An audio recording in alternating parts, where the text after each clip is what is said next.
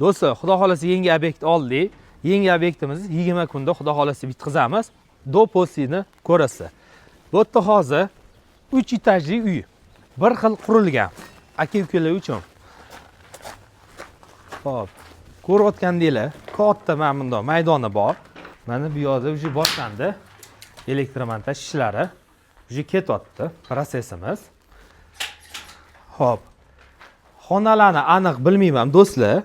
Qayerda nima joylashganini taxminan aytib ketaveraman. Bu yerda kuxnya. Hozirgi payt bardak. Endi hammasini tashqariga tashlab yuborish kerak taxtalarni. Kuxnya bo'ladi. Hech narsa yo'q ko'ryapsiz. Yaqinda simlari tushadi, bitadi. Tak, undan keyin bu agar adashmasam zal. Zal ham katta ekan, anchagina zo'r.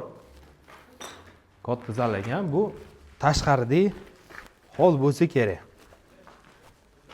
Tashqarida o'zi kichkina joy qilib qo'yishgan. Bu yerda endi egalari aytayapti, kotelniy xona alohida quriladi. Tashqaridan uyga. Shu tashqarida bo'ladi, podvalda bo'lmaydi hech narsa. Podvalda toza xona bo'ladi. Bu tualet, vanna bo'lsa kerak. Ko'rinib turibdi kichkina xona. 3. Уже ikkinchimi, uchinchimi, o'zi xullas uy kattaligidan mana shu bunaqa hayoldan ko'tarilib ketyaptimi? Bu bo'lsa kerak spalni. Nega deganda, bu yerda tualet, shunaqa joy bo'lsa kerak, endi bilmadim qaysi joy.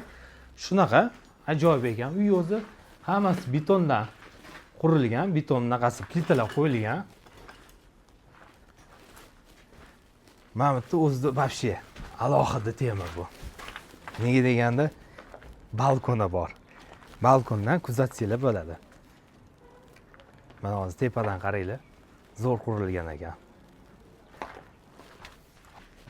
Bu yo'ni bilmadim nima xona. Endi detskiy bo'lsa kerak, kichkinaroq xona ekan.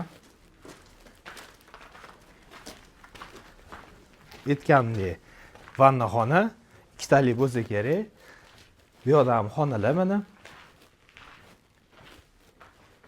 Yaxshi qurilgan ekan, hamma joyda beton qurilgan. Hammasi apolovkali, как положено qilingan ekan. Bu yerda ham yana bitta xona mana. Chiqqaningizda qo'shnini hovlisini tomosha qilsa bo'lar ekan. Bu yer tomondan qo'shnilarga ko'rsa bo'ladi bu. Xo'p, tepa tomonga chiqamiz endi. Bu endi oxirgi etajimiz, mansarad.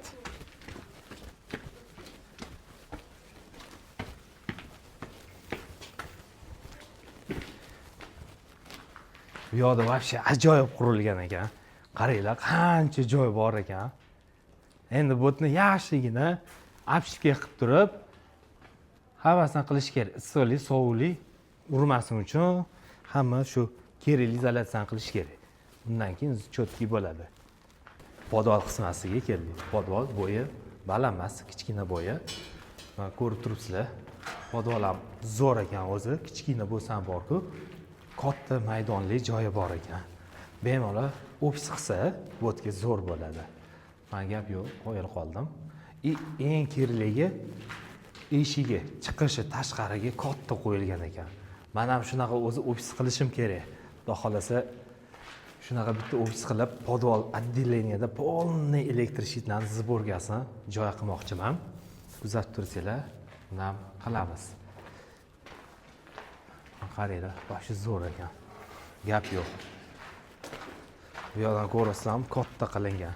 Katta elektr shitlarni shunda chiqarsanglar bo'ladi. Bu yerdan tashqarini ko'rsanglar bo'ladi. Tashqariga chiqish. Kuzatib turinglar do'stlar. Bitgandan keyin yana bitta rolik qo'yib boramiz YouTube'ga.